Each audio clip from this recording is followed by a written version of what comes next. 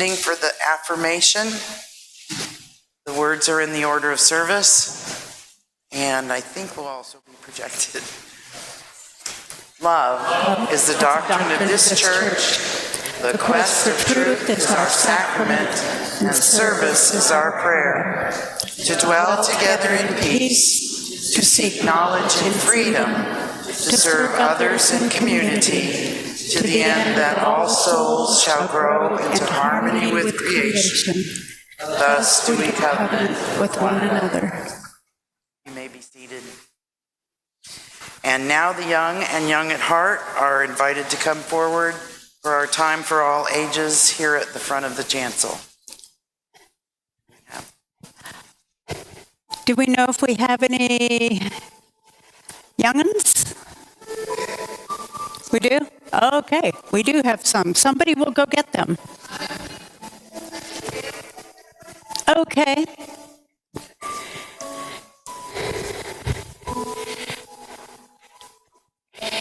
How many of y'all got to take a new little out trick-or-treating on Friday?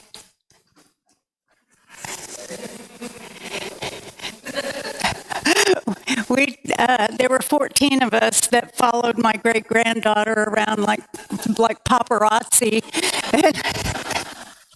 That one tiny little child with such a big group of people after her.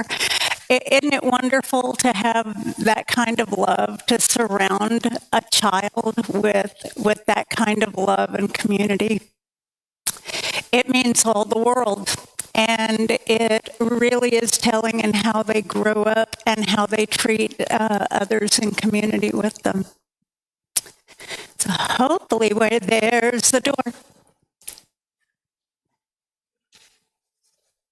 With no... They're too...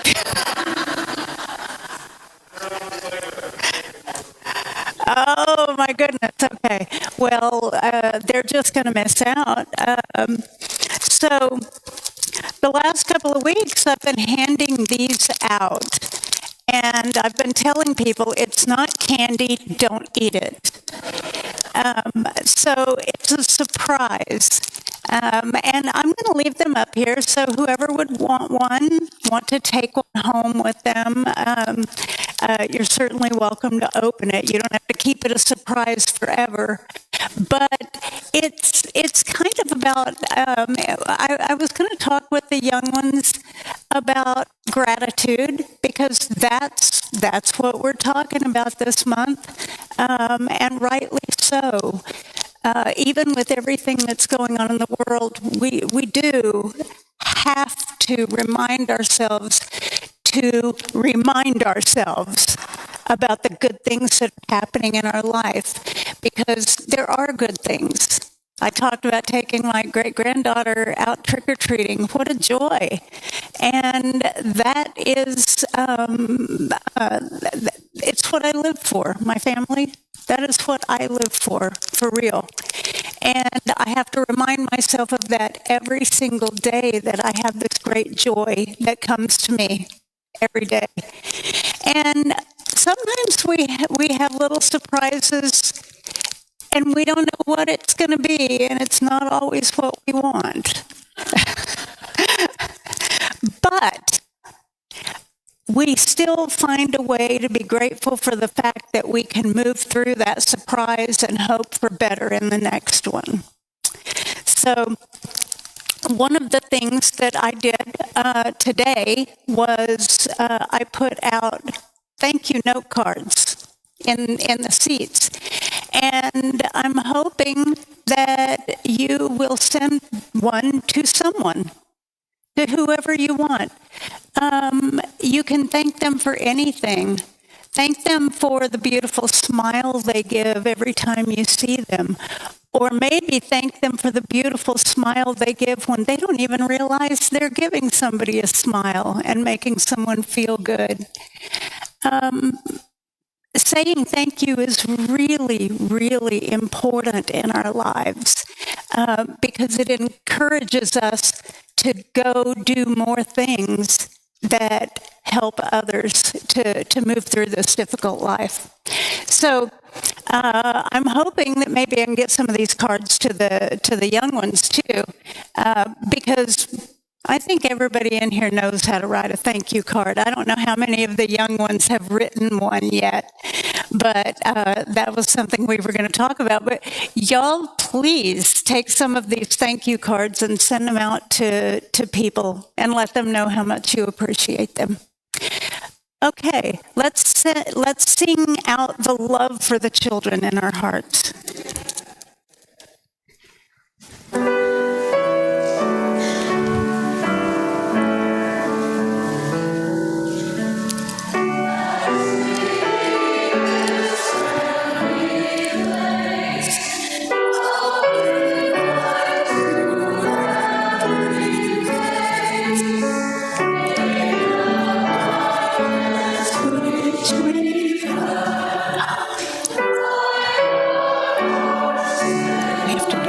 I forgot. And then the choir is I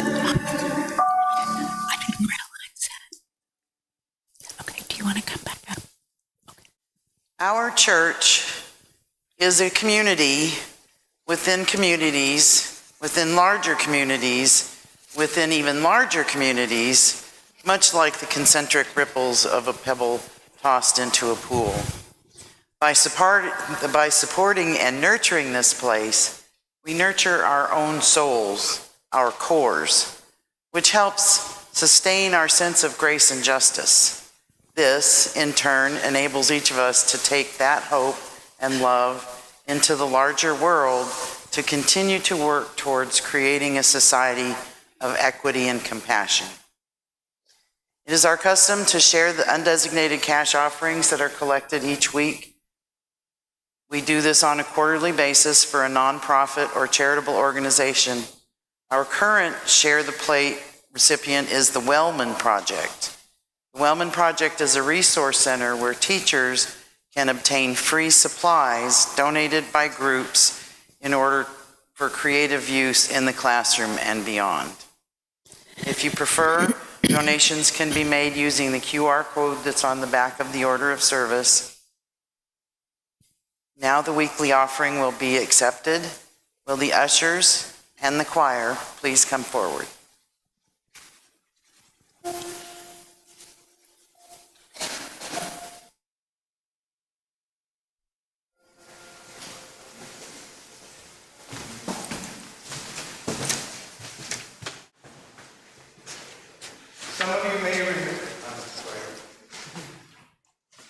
Some of you may remember last spring, the choir did the songs for a musical called Lazarus. Last week, we performed that music at St. Matthew's Church, and I wanted to express gratitude and paying forward what we have as a choir and a congregation have done. So the theme for November is nurturing gratitude, and I would like to say thank you to all of you who have done that so far. At St. Matthew's, when United Methodist Church, when we performed Lazarus, we raised over $1,300 for Eastside.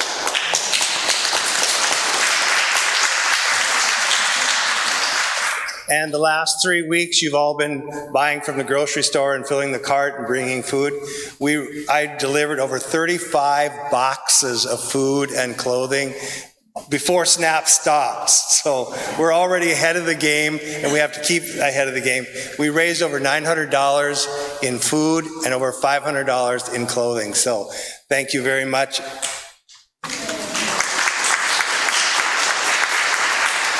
And now we're going to perform a couple of songs from Lazarus the musical.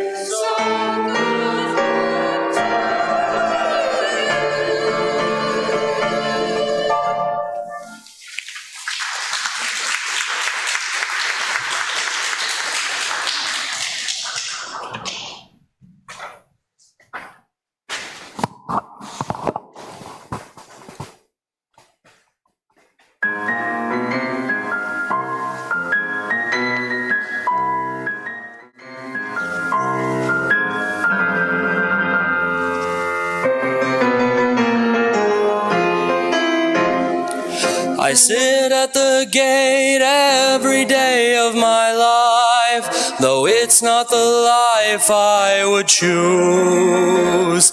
I think of the years filled with trouble and strife, and I can't help singing the blues. Well, even foxes got holes and all the birdies got nests, but I got no place to put my shoes,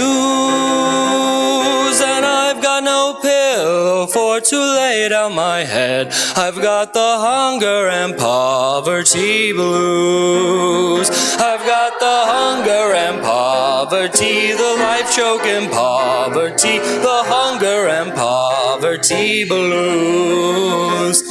I once had a home and good clothes on my back. I ate in the finest cafes.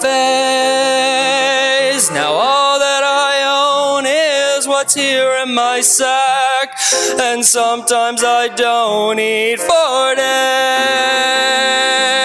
days.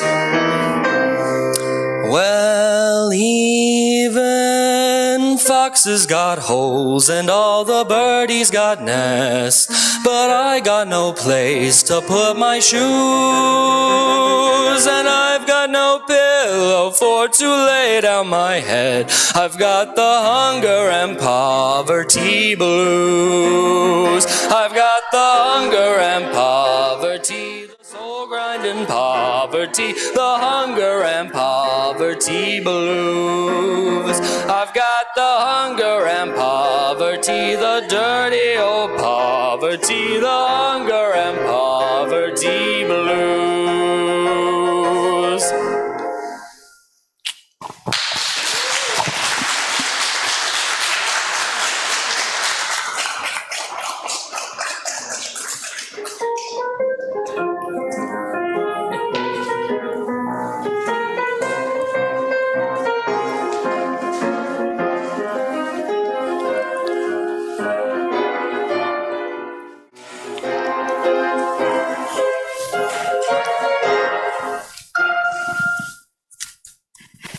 Oh, that was fantastic. Oh, thank you, choir. Thank you, all the musicians who are here today doing things. And goodness, Jacob, I don't know that I had ever heard you in a solo before. Wow. Yeah.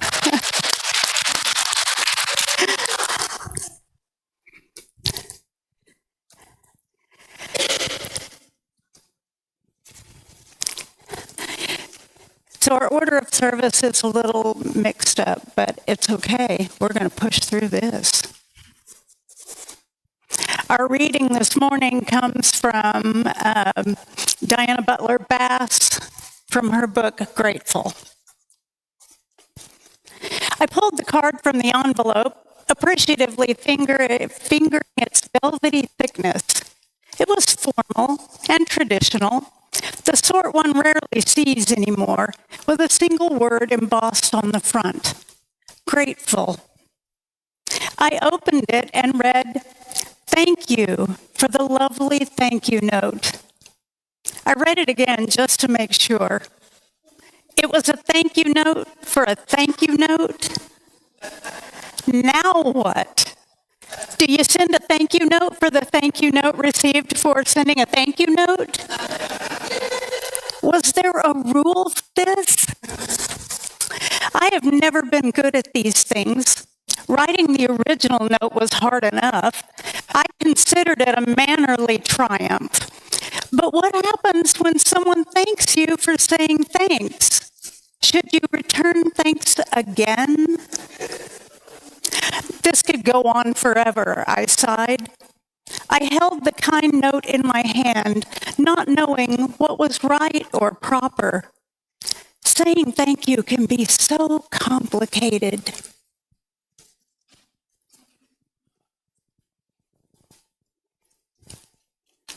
We come to the time in our service to pause and honor and give time and attention to those things most important to us. We gather here for healing and for peace in our hearts and in the world, and honor our time together with the shared stories and news from the congregation. Each week there's a journal outside the entrance to the sanctuary where you can write a message of memory or hope. We honor these messages by lighting 3 candles here next to our chalice. Also, at any time during our service, you are welcome to come forward and light a candle in our meditation center here at the side of our chancel. Today, from our book of Memory and Hope, we include the following. Connie Nolan had hernia surgery on Thursday, and after a couple of nights in the hospital, she's now home and recovering. All 3 of Connie's sons have come and made themselves available to help with her care. And I've got to say that she was pretty excited about all 3 of them being there. I'm not sure what is going on with Rita Faust, but someone said that she is down and out. She had a medical issue. So I'll be checking with her after service and letting everybody know how they can help.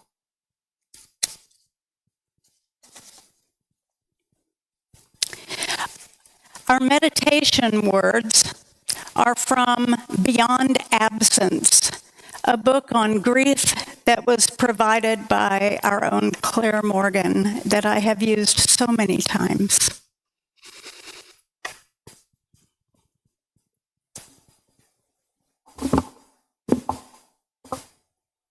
One of time's greatest boons is its softening of the angularities of pain.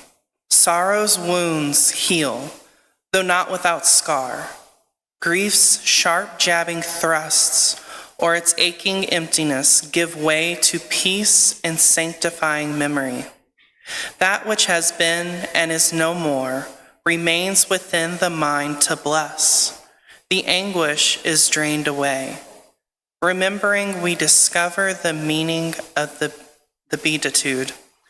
Blessed are they that mourn, for they shall be comforted. To suffer passes away, say the French, but to have suffered never passes.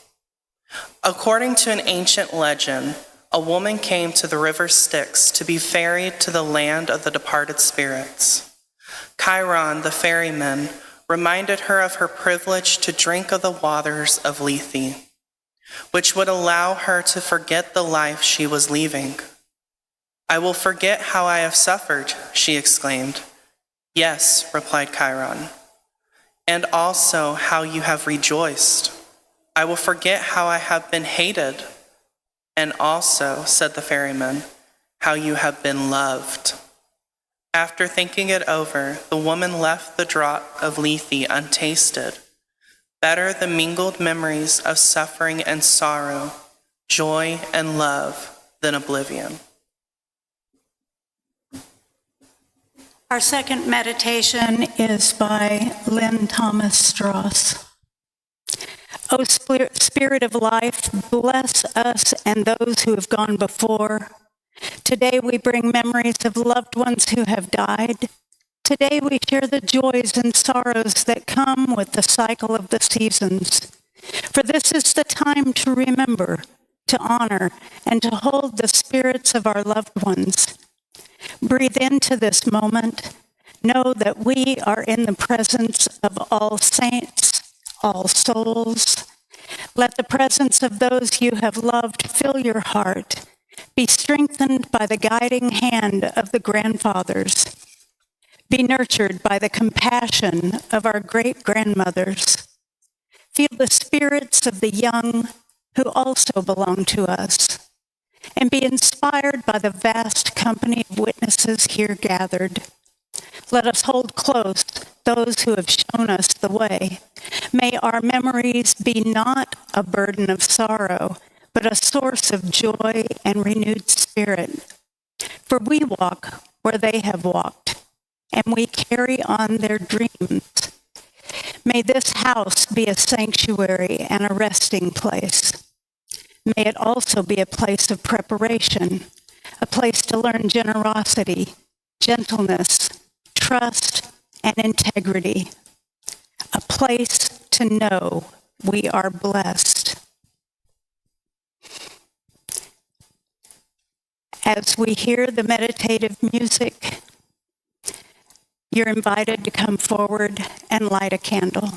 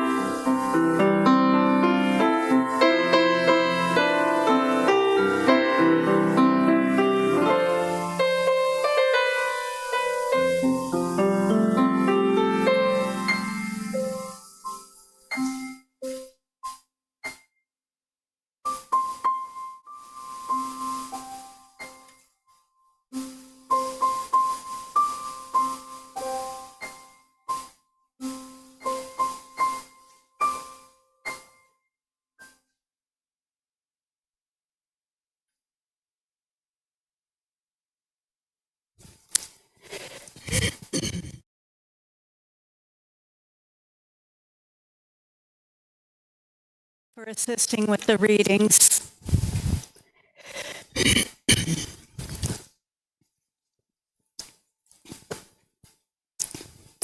So good morning, beloveds, faith seekers, and all of you who wandered in looking for free coffee. Today we gather to move ourselves away from conflict by arming ourselves with the most unexpectedly powerful tool in existence, gratitude, not just any gratitude. We're talking about weaponized gratitude. Yes, weaponized gratitude. Imagine if, instead of wielding grudges, we fired off thank yous. And instead of launching complaints, we dropped bombs of appreciation. The thing I want to conquer today is negativity, and maybe a few grumpy attitudes, mine included. So why do we need gratitude? Science tells us grateful people sleep better. They have less stress and are more likely to forgive the person who steals their parking spot, cuts them off in traffic, or says something snide about the younger generation. Emotionally, gratitude rewires our brains to see the good, not just in the big miracles, but in the tiny everyday acts too. Practically, gratitude is like social duct tape. It holds together families, communities, and yes, even faith congregations, especially after particularly long meetings with too many opinions and not enough snacks. Let's do a quick tour of the world's wisdom traditions. You don't need to have your passport for this. The Apostle Paul urged, give thanks in all circumstances, not just at Thanksgiving or when pie is served, but always. We're told Jesus gave thanks before breaking bread, showing us gratitude even in the face of trials. The prophet Muhammad, peace be upon him, said, he who does not thank people does not thank God. In Islam, gratitude, shukr, is both a prayer and a practice, a daily shield against resentment. Every morning, observant Jews recite Modeh, thanking God simply for waking up alive. It goes, I give thanks to you, ever-living sovereign, for restoring my soul to me in compassion. How great is your trust? That's gratitude before coffee, which is either a miracle or a mitzvah. Buddhism tells us gratitude is a path to compassion. The Buddha taught us to appreciate every breath and to be thankful for all beings, even the ones who test our patience. And yes, that includes the guy who cuts in line at the grocery store. In Hindu practice, gratitude is woven into every prayer and ritual. The Bhagavad Gita speaks of contentment and thankfulness as keys to spiritual harmony and peace. What do all these faiths agree on? That gratitude isn't a one-off, but an ongoing, intentional practice. Gratitude is a spiritual superpower accessible to all. Picture a man who faces daily criticism at work. Instead of snapping back, he starts each meeting by thanking his colleagues for their perspectives. Over time, the mood shifts, arguments deflate, people listen, and some even smile. Or the family member who, rather than pointing out what's missing at dinner, thanks whoever remembered to bring the napkins. Suddenly that turkey doesn't taste so dry after all. Even in conflict zones, peacemakers use gratitude circles, where warring parties recognize small kindnesses from the other side. Hearts soften, walls crumble, all from the force of thankfulness, deployed with intention and sometimes a dash of humor. Gratitude is contagious. One thank you can start a domino effect of warmth, openness, and connection. When we actively seek out reasons to be grateful, we transform relationships. Families bicker less, faith communities unite more, Even societies at large become less suspicious and more supportive. Gratitude isn't passive, it's revolutionary. It disarms anger, dismantles envy, and diffuses conflict faster than you can ask for more turkey and dressing. So why do we need to be grateful? Because life is both beautiful and difficult. Gratitude grounds us in reality, reminding us of blessings amid burdens. On a personal level, it shifts our focus from what's lacking to what's abundant. Communally, it builds trust, empathy, and harmony, essential ingredients for peace. From grateful,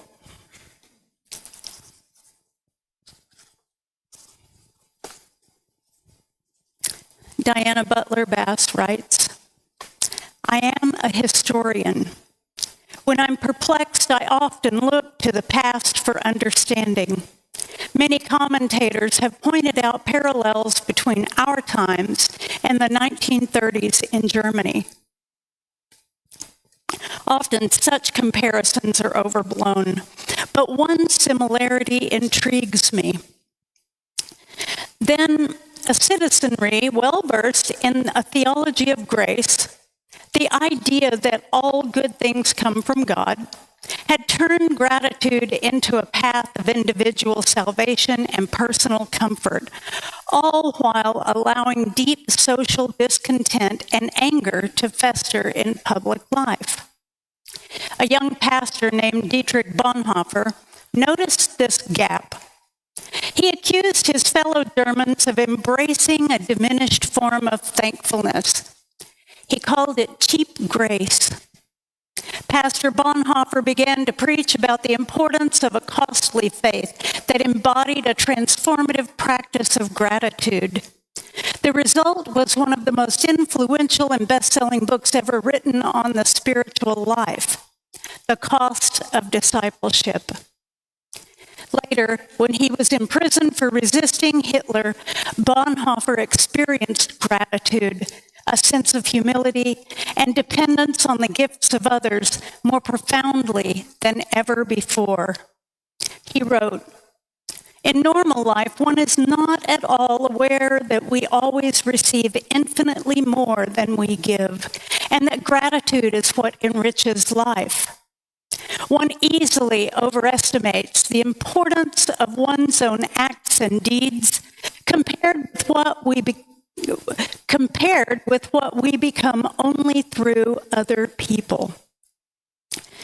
Normal life in Western society, even 80 years ago, obscured what was true and important about the nature of things, that life is an abundance of shared gifts.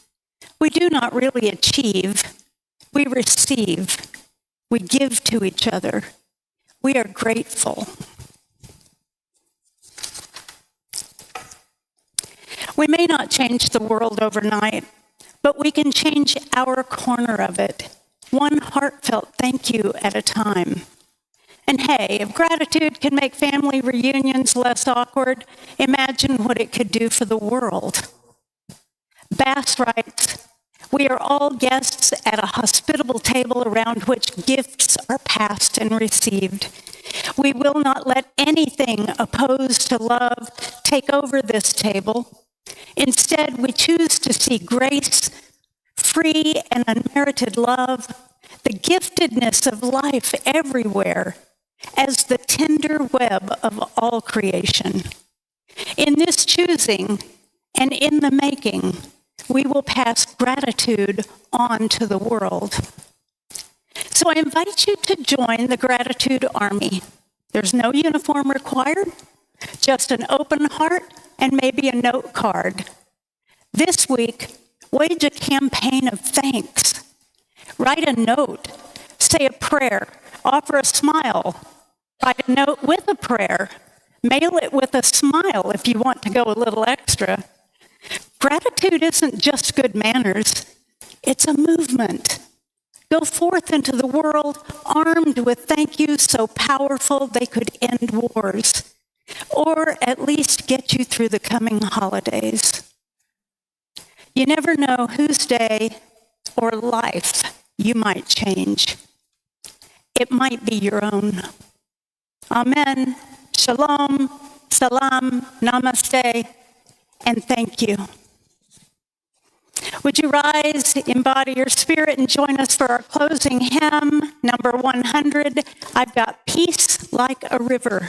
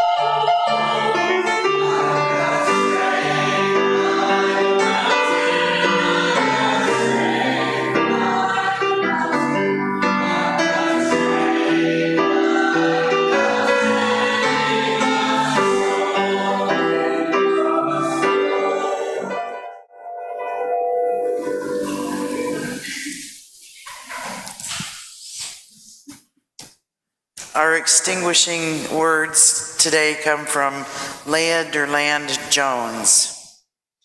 For those became before, we offer gratitude and thanks. May their memories be a blessing. May we feel surrounded by their love. As we extinguish this chalice, let us be inspired by their courage and wisdom and their dreams. Let us honor them by doing the work of living boldly, loving mightily, and creating heaven on earth. benediction words come from Carrie Holly Hurt. Love holds you. Love bears witness to all your inherent dignity and worthiness. It witnesses how you try, succeed, and fail. And it does not flinch. Love will not let you go. Love holds all of you. Our service has now ended, and we would like to invite everyone to stay for potluck in Coleman Hall. We are also, Inquirers are meeting, and